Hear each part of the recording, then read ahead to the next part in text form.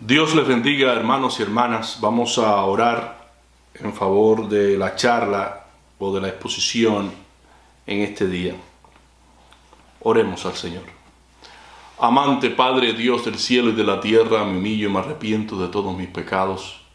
Te doy gracias, Padre, por la oportunidad gloriosa que nos das de poder leer tu palabra, explicarla y aplicarla a nuestras vidas. Rogamos que tu Espíritu Santo tome control de esta parte y cada persona que tenga la oportunidad de escuchar esta exposición sea edificada. Rogamos que tú intervengas abriendo nuestro entendimiento para comprender y entender y pongas en cada uno de nosotros ese espíritu dócil para someternos a tu palabra que es viva y eficaz y que descubre las intenciones de nuestros corazones.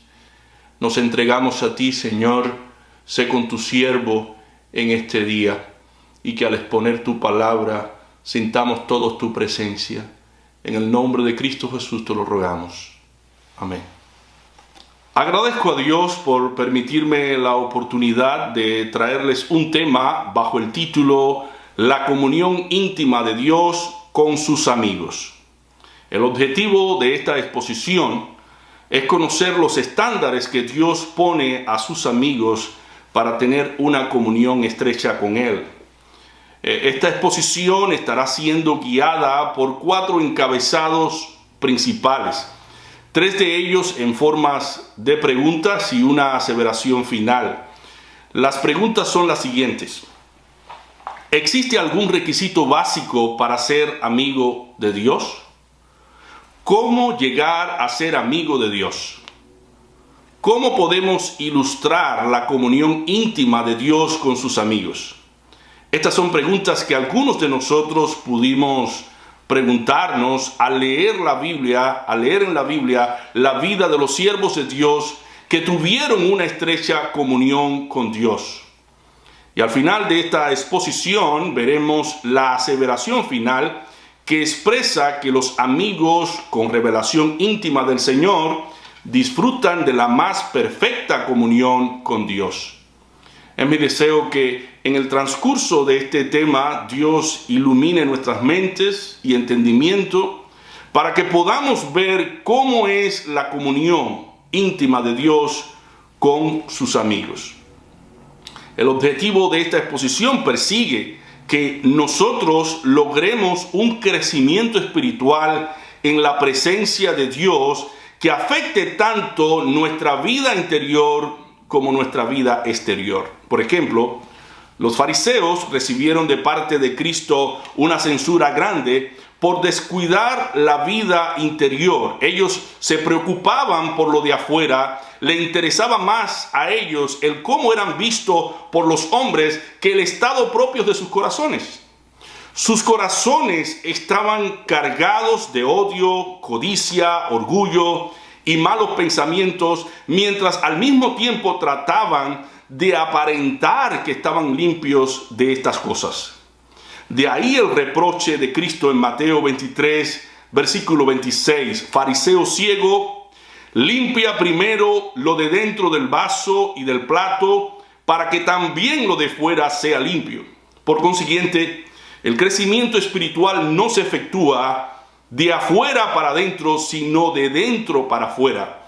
La verdadera conversión debe comenzar en nuestro corazón, en nuestro interior, para que lo que somos en lo interior se manifieste afuera en nuestra relación con los demás. Esta meta de conversión genuina sería totalmente inalcanzable si no nos apropiamos debidamente de la palabra de Dios, ya que Dios y su palabra son inseparables.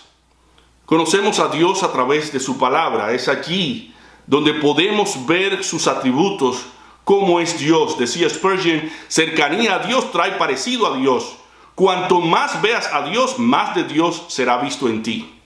Por lo que es necesario, hermanos, abrir las Sagradas Escrituras y sumergirnos en ella para parecernos cada vez más a Dios como hijos amados que somos. Existen 3 formas en las que Dios se comunica con el hombre, la primera es la creación. A través de la creación, de las cosas creadas, Dios se comunica con el hombre. Salmos 19, versículo 1, dice: los cielos cuentan la gloria de Dios y el firmamento anuncia la obra de sus manos. Toda la creación habla de la existencia de un creador todopoderoso y todo inteligente. La segunda forma en la que Dios se comunica con el hombre es la conciencia. Dios se comunica con el hombre a través de la conciencia. La conciencia es el sello de Dios en el alma humana. La conciencia no tiene un vocabulario amplio. Su función es decir sí o no, correcto o incorrecto, bueno o malo, justo o injusto. Y aunque el hombre trate en ocasiones de omitir la voz de la conciencia es como una gota de agua capaz de quebrantar el corazón de piedra, el corazón endurecido. Algunos, por el peso de la conciencia, han entregado incluso hasta cosas robadas. Otros se han entregado a las autoridades después de cometer algún crimen. Dice Pablo en Romanos 2 que los gentiles, aunque no tienen ley, muestran la obra de la ley escrita en sus corazones, dando testimonio su conciencia y acusándoles o defendiéndoles sus razonamientos. Así que la conciencia tanto puede defendernos como acusarnos en dependencia de nuestro accionar. Sin embargo, aunque la creación y la conciencia son medios que Dios usa para persuadir y guiar la voluntad humana hacia el arrepentimiento y también la adoración a Dios, no son medios tan seguros como la palabra de Dios escrita. Los apóstoles pusieron el testimonio personal, no pusieron el testimonio personal por encima de la palabra de Dios. Pedro y los demás apóstoles fueron testigos oculares de la venida de nuestro Señor Jesucristo, y tanto Pedro como sus compañeros preponderan y exaltan el método más permanente, más seguro de Dios comunicarse con el hombre. Este es la palabra de Dios. Note las palabras del mismo Pedro en 2 de Pedro 1, del 16 al 21.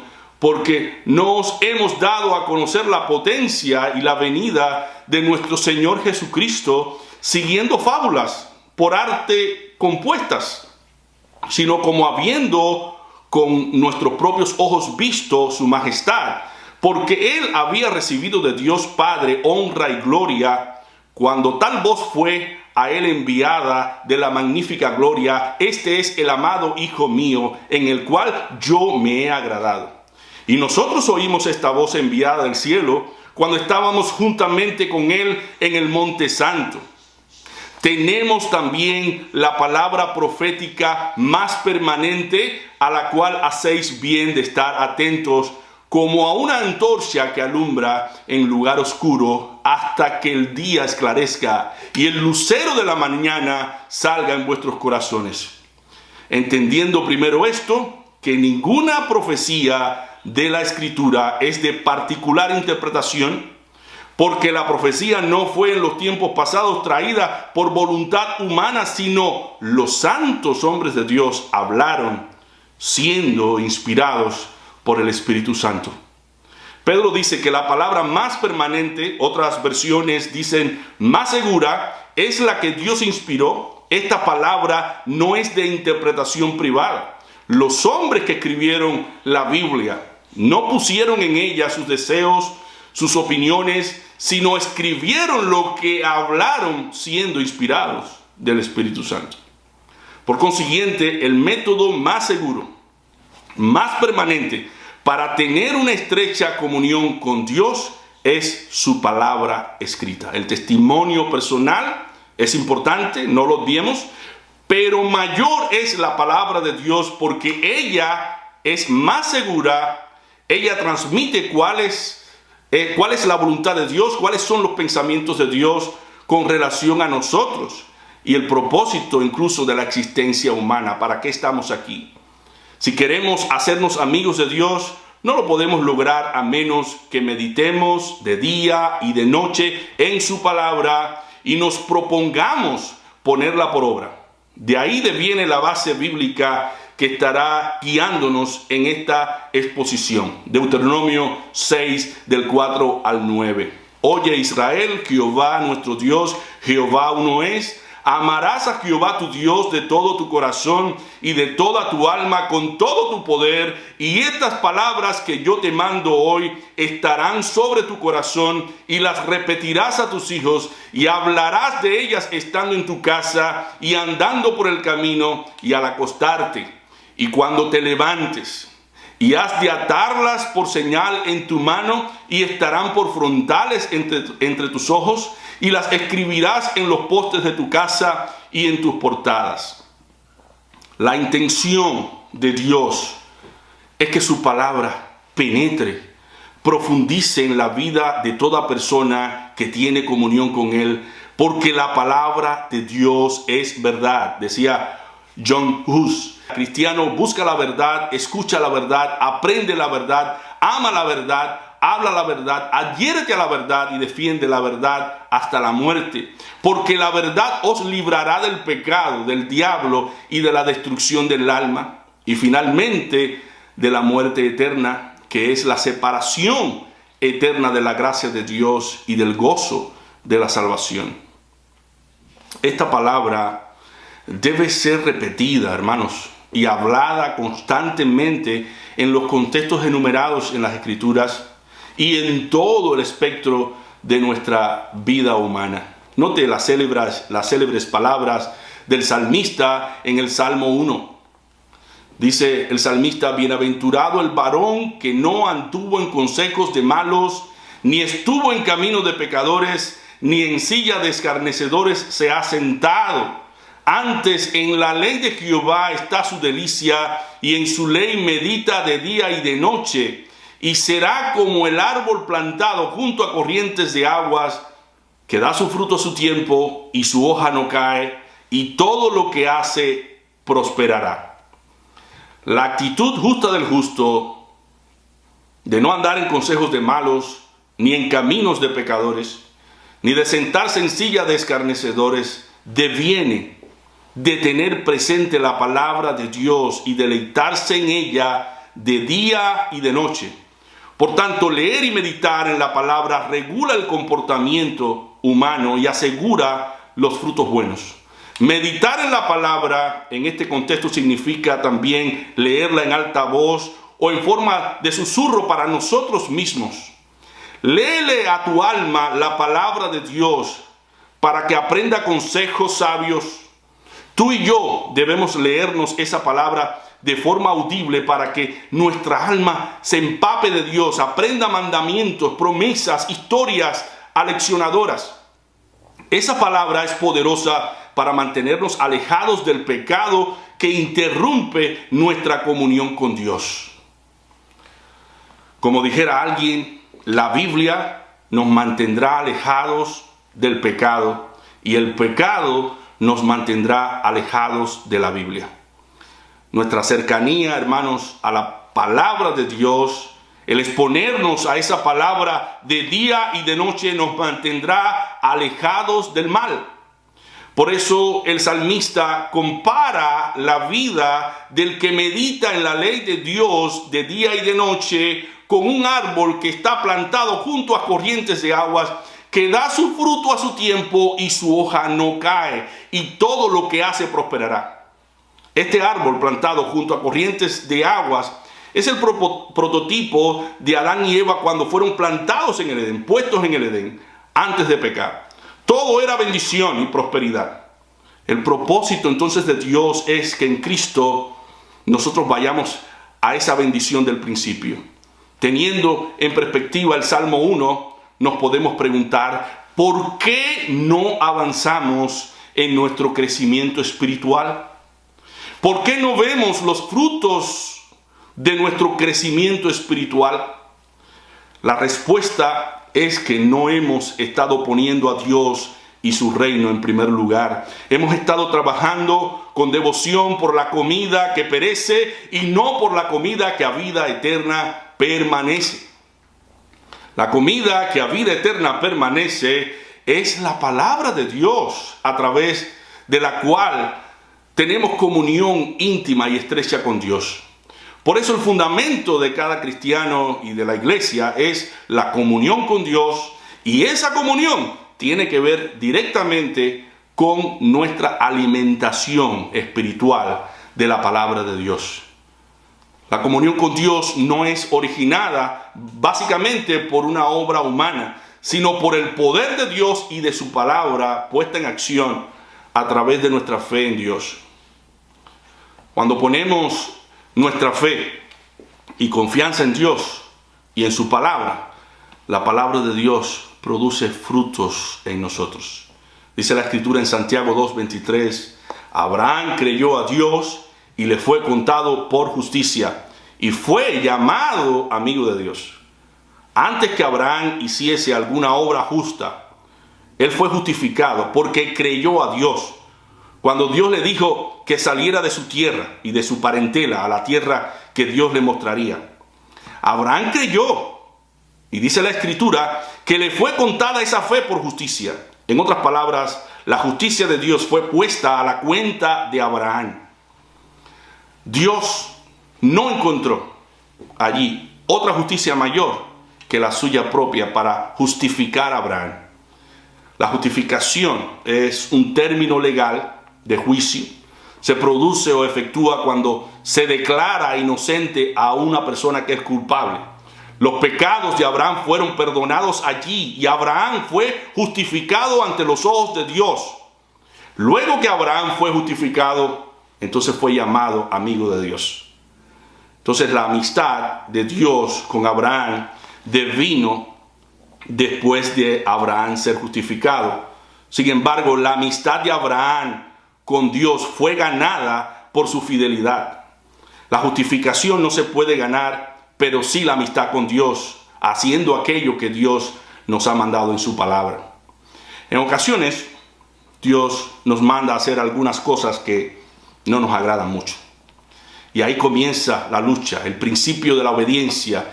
El amigo verdadero es el que hace lo que Él manda, lo cual es que amemos a nuestros enemigos, que oremos por quienes nos aborrecen, que bendigamos a los que nos ultrajan, que oremos por aquellos que nos calumnian, que demos de comer a nuestro enemigo y que ayudemos a llevar el doble de la carga que éste nos pida.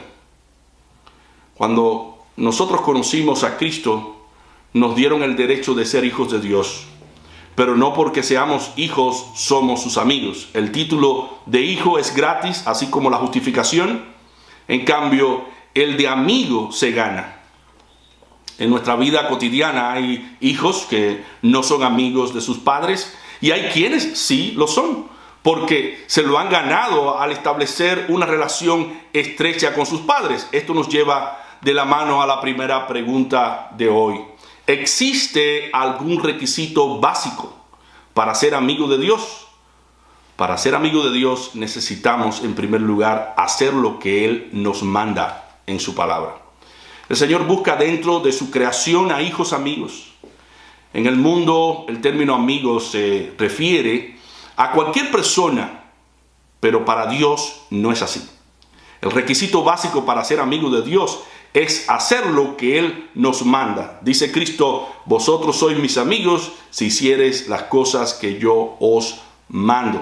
En Juan 15, versículo 14. Jesús era amigo de su Padre y como tal oía de Él todo lo que habría de venir y ocurrir para darnos a conocer, no a cualquier persona, sino solo a sus amigos. Un beneficio de ser amigo de Jesús es que Él te contará cosas secretas que oyó de su Padre. En Juan 15, versículo 15 dice, ya no os llamaré siervos, porque el siervo no sabe lo que hace su Señor, mas os he llamado amigos, porque todas las cosas que oí de mi Padre os he hecho notorias. En segundo lugar, para ser amigo de Dios necesitamos creerle a Dios. Creerle a Dios. Cuando el apóstol Santiago escribió su carta, declaró que la escritura se cumplió cuando Abraham le creyó a Dios y le fue contado por justicia. Entonces, luego de eso fue llamado amigo. Note que no era llamado amigo antes, ya que al principio era un siervo obediente, pero para tener el título de amigo tuvo que creerle a Dios de todo corazón. Hay una diferencia entre creer en Dios y creer a Dios. Creer en Dios implica creer que Dios existe. Dice Santiago 2, versículo 19, tú crees que Dios es uno, bien haces. También los demonios creen y tiemblan. Creer en Dios es creer que Dios existe, que es todopoderoso, que es bueno, que Él es misericordioso y perdonador y grande, pero creer a Dios implica tener a Dios como autoridad única y final, aunque lo que Dios diga no parezca que tiene sentido, que es algo descabellado. Los demonios creen en Dios, pero no se someten a la voluntad de Dios. Sin embargo, los amigos de Dios sí se someten voluntariamente a la voluntad de Dios para hacer lo que Dios dice que deben hacer. Por ejemplo, después que Dios le dio a Abraham, el hijo de la promesa Isaac, le dijo que se lo sacrificara. Toma ahora tu hijo, tu único, Isaac, a quien amas, y vete a tierra de Moriah y ofrécelo allí en holocausto sobre uno de los montes que yo te diré. ¿Y qué hizo Abraham? Se levantó muy de mañana y enalbardó su asno y tomó consigo 2 mozos suyos y a Isaac su hijo y cortó leña para el holocausto y levantóse y fue al lugar que Dios le dijo. Abraham no cuestionó a Dios. Abraham estaba consciente que Dios era poderoso aún de resucitar a su hijo o proveer un cordero para el sacrificio. Cuando Isaac le dijo a su padre, he aquí el fuego y la leña, mas ¿dónde está el cordero para el holocausto? Abraham le respondió, Dios proveerá del cordero para el holocausto, hijo mío. Y dice que iban juntos caminando. Abraham le creyó a Dios, hizo el altar, compuso la leña, ató a Isaac su hijo y púsolo en el altar sobre la leña. Cuando Abraham estaba ya casi para degollar a su hijo con su cuchillo, escuchó la voz del ángel de Jehová. Abraham, Abraham, no extiendas tu mano sobre el muchacho, ni le hagas nada, que ya conozco que temes a Dios, pues que no me rehusaste tu hijo, tu único. Entonces alzó Abraham sus ojos y miró, y he aquí un carnero a sus espaldas, trabado en un zarzal por sus cuernos. Y fue Abraham y tomó el carnero y ofreciólo en holocausto en lugar de su hijo. Abraham llegó a ser amigo de Dios. ¿Por qué? Porque creyó a Dios, porque se sometió a los propósitos de Dios.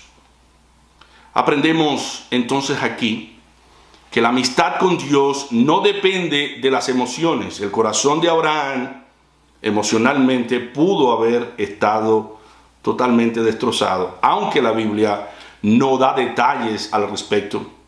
Pero deducimos que las emociones no fueron superiores a las convicciones de Abraham. Abraham estaba aferrado a su fe, la fe que se somete a Dios. Hermanos, la amistad con Dios entonces depende de las convicciones. Debemos estar convencidos de que Dios es fiel a su palabra, aunque las circunstancias y la misma lógica contradigan las promesas de Dios. Andamos por fe, no por vista.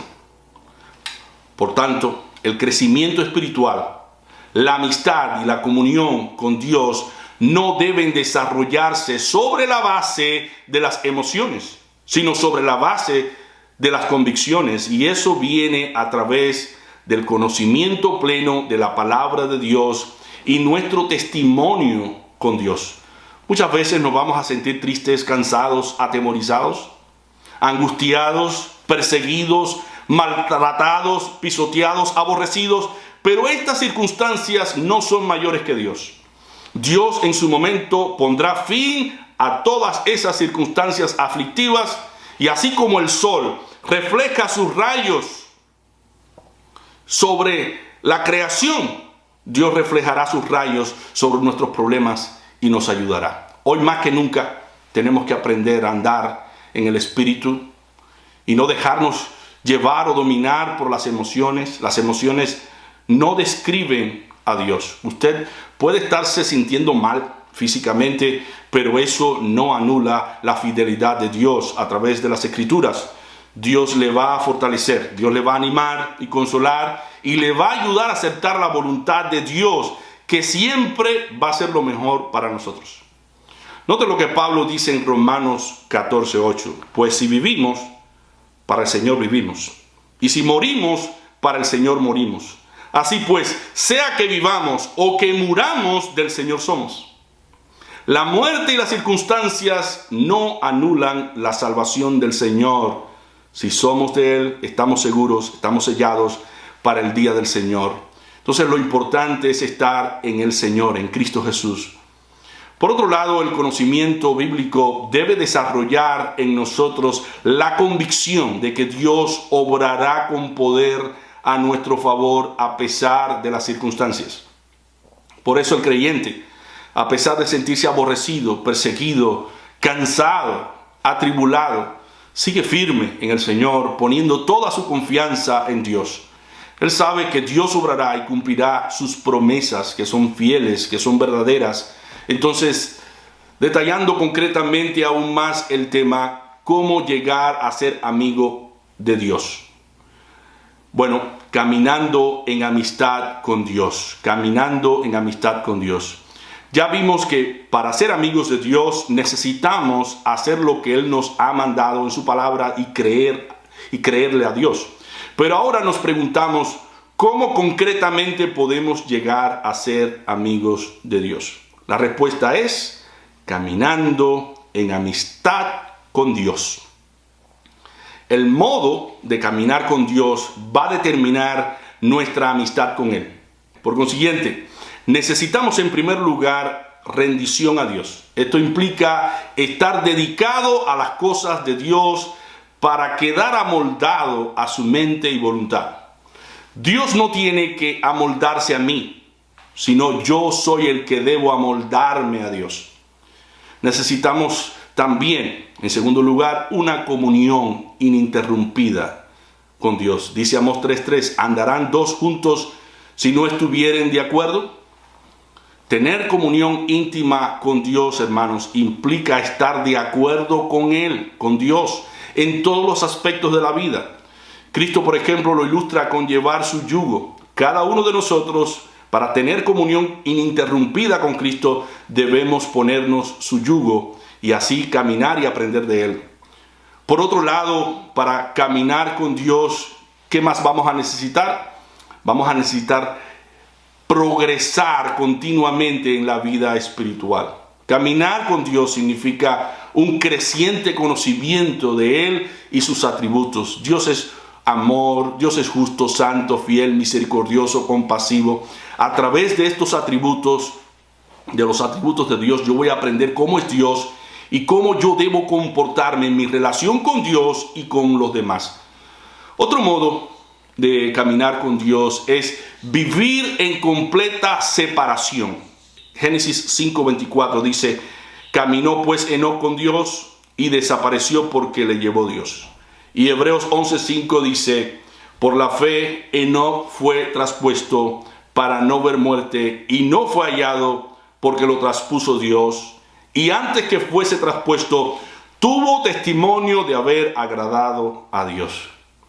¿Te imaginas a Enoc tomando parte en los placeres pecaminosos del mundo y parte de los placeres de Dios? Enoc caminó con Dios porque fue santo, como Dios es santo. Enoc vivió en santidad como Dios es santo. Por eso, otro modo de caminar con Dios es a través de una perseverancia inquebrantable. Enoc caminó con Dios durante 300 años, no una vez a la semana, tampoco unos minutos por la mañana o por la tarde, sino de continuo. Y en medio de todos los cuidados y pruebas de una vida normal, de familia, no era un ermitaño, tenía responsabilidades, pero en medio de sus responsabilidades estaba caminar siempre con Dios. Enoc tuvo una intensa satisfacción en Dios, como dice la Escritura, que tuvo testimonio de haber agradado a Dios. Otro modo de caminar con Dios es transmitiendo la voluntad de Dios a otros. Dios se agradó de Abraham porque él transmitiría a los suyos la voluntad de Dios. Dice Dios hablando de Abraham: porque yo lo he conocido, sé que mandará a sus hijos y a su casa después de sí que guarden el camino de Jehová, haciendo justicia y juicio, para que haga venir Jehová sobre Abraham lo que ha hablado acerca de él. Génesis 18, 19. Dios era amigo de Abraham. ¿Por qué? Porque sabía que Abraham haría lo que le había mandado. Esto es, que transmitiría a su descendencia lo que había recibido de él. El que es amigo de Dios escucha su palabra y la comparte con los suyos. El hecho de nosotros tomar la palabra de Dios para enseñarla a otros nos hace amigos de Dios. Y es bueno que cada uno de nosotros recordemos la gran comisión en estos momentos. Mateo 28, del 19 al 20. Por tanto, id y doctrinad a todos los gentiles, bautizándolos en el nombre del Padre y del Hijo y del Espíritu Santo, enseñándoles que guarden todas las cosas que os he mandado. Y aquí yo estoy con vosotros todos los días hasta el fin del mundo. Amén. También dice el Señor: vosotros sois mis amigos si hiciereis las cosas que yo os mando. El Señor te ha mandado a ti y a mí a enseñar a otros su palabra para que guarden todas las cosas que Él ha mandado. Marcos 16, 20 dice: y ellos saliendo predicaron en todas partes, obrando con ellos el Señor y confirmando la palabra con las señales que le seguían. Amén. Creer a Dios, estar dispuesto a hacer su voluntad y caminar en amistad con Dios, ¿qué nos va a permitir? Nos va a permitir cumplir los propósitos para los cuales tú y yo hemos sido llamados. Ahora veamos la tercera pregunta: ¿cómo podemos ilustrar también la comunión íntima de Dios con sus amigos? Dios mantiene relación íntima con aquellos que hacen su voluntad. La meta, por tanto, tuya y mía, es que Dios nos reconozca como un legítimo creyente. No basta decir que somos cristianos. Debemos demostrarlo con una vida rendida a los pies de Jesucristo, el cual es Señor y amo de nuestras almas. Entonces, la palabra que distingue a un creyente verdadero del que no lo es la palabra compromiso. No basta con decir creo. La vida cristiana es una vida de compromiso. Sin obediencia no tiene ningún sentido la vida cristiana. Dios no mantiene comunión íntima con creyentes descuidados y desobedientes a su palabra. Cristo es un ejemplo de comunión íntima con su Padre y un ejemplo de la comunión que supuestamente nosotros debemos tener con Él. Debemos cultivar una relación con Él. Dice Cristo en Juan 8:29, porque el que me envió conmigo está. No me ha dejado solo el Padre, porque yo lo que a Él agrada hago siempre. Por tanto, una de las cualificaciones básicas para que Dios tenga relación íntima con sus amigos es que ellos prefieran hacer la voluntad de Dios antes que la voluntad propia y al mismo tiempo sientan deleite en ello. Note lo que dice el Señor en Mateo 7, del 21 al 23. No todo el que me dice Señor, Señor, entrará en el reino de los cielos, mas el que hiciere la voluntad de mi Padre que está en los cielos. Muchos me dirán en aquel día: Señor, Señor, no profetizamos en tu nombre, y en tu nombre lanzamos demonios, y en tu nombre hicimos muchos milagros. Y entonces les protestaré: nunca os conocí, apartaos de mí, obradores de maldad. Aquellos creyentes que piensan que van directamente al cielo por el hecho de decir Señor, Señor, sin acompañar su fe con una vida de piedad y consagración a Dios, están autoengañados. Ellos serán condenados con el mundo en aquel día por Cristo. Aquel día, por no haber hecho la voluntad del Padre, serán rechazados. En esencia, ellos rehusaron entrar por la puerta estrecha y andar por el camino estrecho. Lo más vergonzoso a los ojos de Dios es que estos creyentes autoengañados pretendan hoy pasar por la puerta ancha y caminar por el camino ancho que lleva a la perdición, y al mismo tiempo quieran tener a Dios como su Señor. Si en verdad queremos que Dios nos tenga como sus amigos, debemos hacer su voluntad, que es nuestra santificación y la evidencia palpable de que Él es nuestro amo y Señor. Cierto escritor bíblico dijo una vez: cuidado con fabricarte un Dios propio. Un Dios lleno de misericordia, pero no justo. Un Dios lleno de amor, pero no santo. Un Dios que tiene un cielo para todos, pero un infierno para nadie. Tal Dios es un ídolo tuyo, no es el Dios de la Biblia. El Dios de la Biblia nos dice: santificaos pues y sed santos, porque yo Jehová soy vuestro Dios. Levítico 27. Al hacer la voluntad de Dios, hermanos, no solo nos convertimos en amigos de Dios, sino también en su familia. Esto dice el Señor en Mateo 12:50, porque todo aquel que hiciere la voluntad de mi Padre, que está en los cielos, ese es mi hermano y hermana y madre. En Mateo 12:50. El amigo verdadero es aquel que está dispuesto a sacrificar lo que más ama. Dios pone muchas veces a prueba nuestra fidelidad de amor, pidiéndonos aquello que más amamos, no para quitárnoslo, sino para saber dónde está nuestro corazón y devolvernoslo bendecido luego. Ahora bien, aparte de Dios tener a los creyentes que hacen su voluntad como sus amigos, nos demuestra que los amigos de Dios cuentan con un favor especial del Señor. Esto nos lleva de la mano a nuestro último aspecto a tratar, que es una aseveración. Los amigos con revelación íntima del Señor disfrutan de la más perfecta comunión con Dios. Aunque Jesús tenía 12 discípulos, tomó aparte solo a 3 de ellos porque eran sus amigos. Y después de 6 días Jesús toma a Pedro y a Jacobo y a Juan, su hermano, y los lleva aparte a un monte alto. Mateo 17:1. Entonces, hermanos, no nos conformemos con ser de la multitud o de los 70 o de los 12. Procuremos ser de los 3 que el Señor tomó aparte. Procuremos ser su amigo. Los únicos que vieron a Jesús transfigurado fueron sus 3 amigos íntimos: Pedro, Juan y Jacobo. Debemos anhelar tener comunión íntima con el Señor. Dice la Escritura: y se transfiguró delante de ellos, y resplandeció su rostro como el sol, y sus vestidos fueron blancos como la luz. En Mateo 17:2. Solo sus 3 amigos íntimos pudieron oír la voz del Padre, que estaba mostrando a su Hijo y les estaba dando directrices.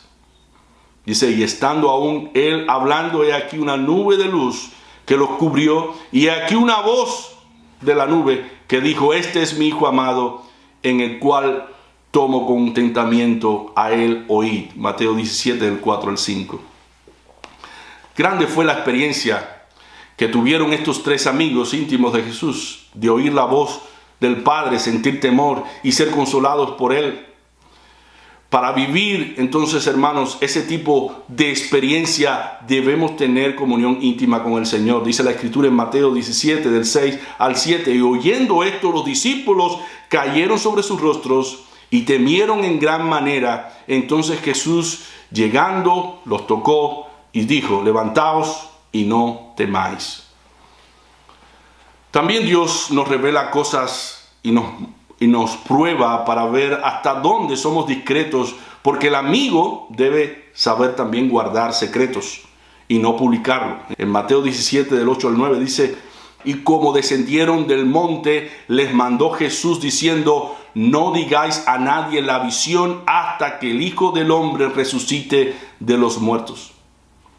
Dios nos está llamando a tener una comunión íntima con Él, a hacer su voluntad, a ser su amigo, porque el Señor a sus amigos les revela cosas secretas y gloriosas. Por tanto, amigo, hermano, rompe con el pasado que te ha hecho daño y alejado de Dios, para que puedas recibir lo que el Señor tiene para ti. No te aferres al pasado, porque ya Dios lo echó en el fondo de la mar y te perdonó. Puedes comenzar a escribir en una nueva página. Y si has pecado, si te sientes como que Dios te ha abandonado por tu pecado, ven a Dios en arrepentimiento y fe, porque Dios no desprecia un corazón contrito y humillado. Recuerda mantener comunión con Dios. Necesitas asirte de su palabra, estudiarla, meditarla y aplicarla. Hacer lo que Dios te ha mandado y creerle a Dios. ¿Quieres en verdad ser amigo de Dios? Camina en amistad con Dios, en total rendición a Dios. Vive una vida ininterrumpida en comunión con Dios. Vive separado de todo aquello que interrumpe la comunión con Dios. Esto te permitirá progresar continuamente en la vida espiritual. Que tu perseverancia sea tan inquebrantable y tu deseo por transmitir a otros la voluntad de Dios sea tan potente que todo aquel que te vea quiera imitarte, porque vea en ti un reflejo del carácter de Dios. Ten presente que los amigos con revelación íntima del Señor siempre van a disfrutar de la más perfecta comunión con Dios. Entrégale a Dios tus necesidades, tus problemas. Reposa en Él, porque cuando creas en tu espíritu y no por emociones, que Dios puede darte lo que le pides, entonces en su tiempo lo recibirás. Recibirás más de lo que has soñado y anhelado, porque Dios es el que endereza los pasos del hombre. Que este tema que habla de la comunión íntima de Dios con sus amigos te anime a poner en orden tu vida y te prepare para tener una estrecha comunión con Dios por medio de su palabra. Y que la respuesta sea un servicio íntegro y leal a Dios. Que puedas decir como Cristo: porque el que me envió conmigo está. No me ha dejado solo el Padre, porque yo lo que a Él agrada, hago siempre. Que Dios te bendiga. Vamos a orar. Amante Padre Celestial, oh Dios de los cielos, cuánta necesidad tenemos de ti, que te reveles plenamente a través de las sagradas escrituras a nuestras vidas y nos moldees a tu imagen, que ya no nos parezcamos a nosotros mismos, sino a Cristo Jesús, que podamos decir: con Cristo estoy juntamente crucificado y ya no vivo yo, mas vive Cristo en mí. Y lo que vivo ahora en la carne lo vivo en la fe del Hijo de Dios, el cual me amó y se entregó a sí mismo por mí. Oh Señor, cualquier cosa que esté torcida en nosotros, enderézala. Que tu palabra, cual martillo, derrumbe todo muro que se ha levantado en contra de tu soberanía y poder. Que quedemos rendidos a tus pies, humillados, arrepintiéndonos de todos nuestros pecados y de todas nuestras maldades. Porque dice tu palabra: si confesamos nuestros pecados, tú eres fiel para perdonar, fiel y justo para perdonar nuestros pecados y limpiarnos de toda maldad. Henos aquí en tu presencia, estamos en tu taller. Queremos crecer espiritualmente. Queremos seguir dando los frutos que tú esperas de nosotros. Pero esto es totalmente imposible si no nos acercamos a ti y temblamos ante tu palabra para hacer lo que tú has mandado en ella. Oh Señor, derrumba lo que tengas que derrumbar. Edifica lo que tengas que edificar. Pásanos por donde tengamos que pasar, pero logra el objetivo por el cual tú enviaste a tu Hijo Jesucristo en nuestras vidas. Te rogamos, Señor, que cada día nos acerquemos a ti. Que este año que comienza sea un año de nuevas perspectivas, un año de progreso, un año de crecimiento, un año de desarrollo espiritual. Permítanos alcanzar el hábito pleno de estudiar con responsabilidad tu santa palabra de día y de noche. Y que la luz tuya nos ilumine cada día para en todo momento darnos cuenta de nuestra necesidad, y que tu palabra siga hablando a nuestra conciencia y a nuestro corazón y persuadiéndonos para hacer tu voluntad, Señor, porque no queremos andar en caminos equivocados. No queremos, Señor, estar separados de ti nunca, oh Señor. Queremos establecer una comunión estrecha con tu Espíritu Santo, Señor. Y que sea tu Espíritu Santo el que se manifieste en nuestra vida, quemando la escoria, quemando el pecado, quemando nuestra miseria. Que todo orgullo, que toda vanidad quede desvanecida ante tu palabra gloriosa, Señor. No nos dejes. Ayuda a tu pueblo en este nuevo año que comienza, un año difícil. Un año en que hemos sido azotados con enfermedades, pero a través de ellas hemos visto tu gloria. A través de ellas hemos alcanzado otro peldaño más de crecimiento, porque esto nos enseña a estar dependiendo de tu gracia y de tu favor. Gracias por tu palabra bendita. Gracias por comunicarnos tus consejos. Gracias, Señor. Toma tú la honra y la gloria, Señor, de nuestras vidas. Y haznos siempre instrumento en tus manos para hacer que muchos vengan al conocimiento de la verdad. Mira, oh Padre Celestial, los que están en oscuridad en estos momentos, los que están alejados de tu iglesia, de tu palabra, de la comunión. Mírales, Señor, quebrántales, tráeles con poder, y que tu palabra siga siendo predicada con denuedo y con poder, para que muchos vengan al conocimiento de la verdad y se sometan a ti. Porque lo más importante es que tú no solamente seas Salvador, sino que seas Señor y amo de nuestras vidas, y hagamos lo que tú quieres que hagamos. En el nombre de Cristo Jesús te lo pedimos. Y ahora te pedimos que tu mucho amor, la gracia y la paz de nuestro Señor y Salvador Jesucristo, la compañía y comunión del Espíritu Santo, el Consolador, sean con todos sus hijos, ahora y siempre. Amén.